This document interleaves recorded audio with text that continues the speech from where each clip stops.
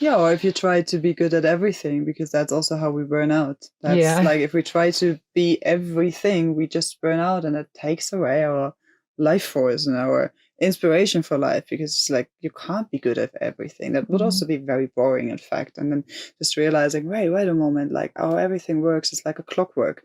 And you have your very important piece in there, no matter how it looks, but then all of that working together, it's like, yeah. And then when you find your uniqueness, and your strength and your shining, then you can just focus on that. But for Mm. that you have to step into a body of work that encourages you to find out your desires, to find out what you want and to define that, to communicate that, to speak your yes, to speak your no. And this is Mm. where all the work that we do really comes in. It's like, of course it's work with tantra and sacred sexuality and conscious sexuality, but for me the magic is that it's so much more than sex. Like many people, when they hear it, they reduce it to sex and they're like, oh yeah, it's just about better sex. And I'm like, well, that's maybe a nice side effect, but the magic is that it weaves into all parts and structures of your life. Mm. And again, that is community. That is, how do you do your life? How are you inspired? How can you ask for support? How do you get support? Like all of Yeah. it. How do you react to your emotions and Yeah. stuff? Like, we did a lot of a whole day really focusing on emotions here. And it's like might not seem like it's directly related to sacred sexuality and stuff and like to spend a whole day on it, but it's like, yeah, it's like if you're working with relationships or sex or pleasure or anything, then you are absolutely working with emotions. And Yeah, and you have to. yeah, Like, you like I have to. remember the day when we did with the emotions, I don't know, 2, 3 days ago, and there was something about the food here, and I came to the food, and I really felt this, I really felt this fire, this sort of rage in me. And usually that's something I wouldn't notice, or I would kind of shut down and be a bit more like, oh yeah, whatever, it's not the food I like, da, da, da.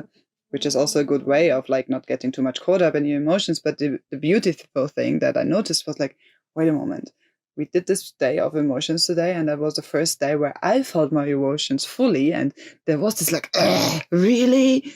But it also felt so alive. Like I Mm, felt so much more alive than the other days where I was more like internally processing it and internally immediately doing the alchemy and the transformation and the self-coaching into like, oh yeah, it's fine, and compassion. But to be connected again to this raw moment of like,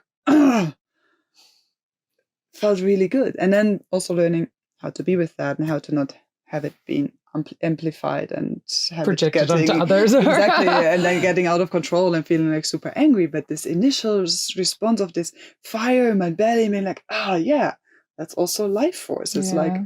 feeling it all and relearning to feel and to be Mm, with that. And yeah. yeah, That's aliveness. yeah, that's why I love like realizing that yeah, tantra is really about being intimate with life, Yeah. and intimate with your intimacy with your sexuality and intimacy with your body is part of it, but yeah, it's just being intimate with like what is in every moment.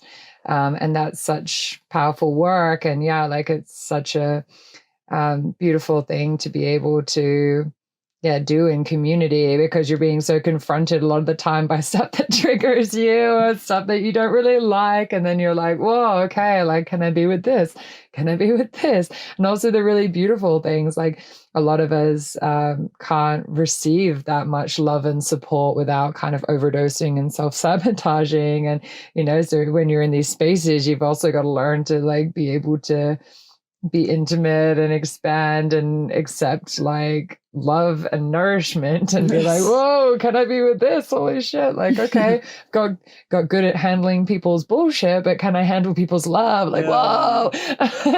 That's such a big topic. Like, can I handle people's love? Can I handle that people look up to you, that people admire you, that Yeah. people think you're sexy, you're shining? Like, we had that beautiful dance evening where we go into our erotic expression, and it's a solo dance, and you're encouraged to kind of not look around, but of course you also see the others, and it's just Mm, like to step into your expression and dance and movement and dress up sexy and show yourself is so vulnerable for so many. But what I saw that evening was also like everybody just really being so like, yeah, again, alive. That's the word that comes up over and over again for me. But it's also so important. Like we had, well, especially in Europe, we had winter and just coming out of it, and we had all the lockdowns and the COVIDs, and just coming back to feeling alive and feeling this full yes to showing yourself. But that also means you need to be ready to be seen. Yeah. Because if you can't hold that of like, oh my God, people might think I'm amazing. Fuck, what am I going to do now with this? Then you're going to just go and hide back in your cave.